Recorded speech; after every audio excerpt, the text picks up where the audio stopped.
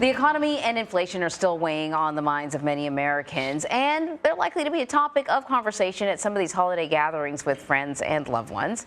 I want to bring in Aditya Bhave now. He is the Bank of America senior U.S. economist, and you're going to tell us how to sound smart about what's going on in the economy. But that's going to be my first question before we get into, a real snapshot about things.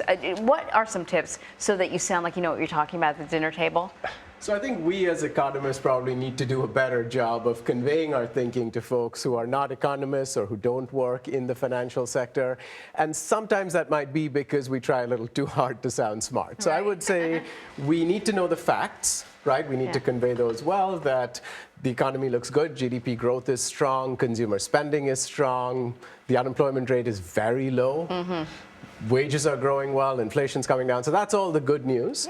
But at the same time, we do want to understand that these are averages across the economy, right? They don't convey necessarily individual situations. And there are folks that are struggling with the high prices of food, clothing, credit card bills, student loan repayments, all of that stuff. And we need to be cognizant of that fact. And we need to understand that that is one of the reasons that consumer sentiment is still quite low despite the strength of the economy. Right, that makes a lot of sense. So what can folks expect? Let's talk holiday shopping, because that's what everybody's going to be focusing on in the next day or two. What does that look like when we think about gatherings that are happening across the country? It actually looks pretty good. We saw that in the consumer spending data for November that actually just came out this morning. And we see it in our internal data as well, particularly around that Black Friday, Cyber Monday period. There was a really nice pickup in spending. And then the other thing to keep track of is that these are dollar figures, but the stuff that we buy over the holidays, prices are still high, but they haven't changed a lot from last year to this year. So even if you look at volumes of spending, the growth will be pretty good, most likely, from last year. You know what I find? Like, no matter what the economy looks like, people spend money on what they want to spend money on. I was talking to Chris Van Cleve about travel and how consistently, since after the pandemic, people say they don't care what the experience is like, they don't care how much money they got to spend, they want to travel, and they figure out a way. I'm curious, what have people been spending their money on over the past year? So over the past year, there's actually been a little bit of a shift in the narrative, right? So 2021 and 2022, very clearly the strongest performing sector of consumer spending was the stuff that we couldn't do in 2020, right? So travel, other kinds of leisure services, entertainment, all that stuff. This year, actually, that sector is still performing pretty well, but folks are spending a lot on durable goods. That's because supply chain issues have resolved, so more stuff is available.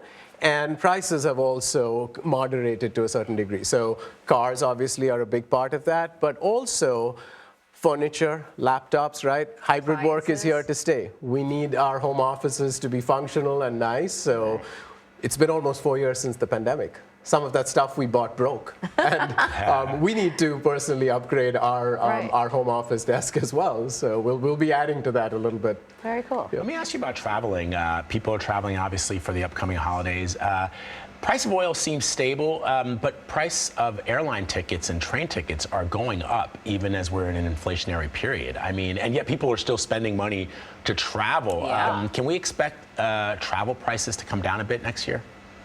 So I don't have a specific forecast on travel prices, but I will say that travel volumes have been great. Right. So this is the first year where we actually caught up with pre-COVID levels of airport traffic. And then around September of this year, we actually moved up, right, above 2019 levels. And through most of the fall, we've been outpacing 2019, actually.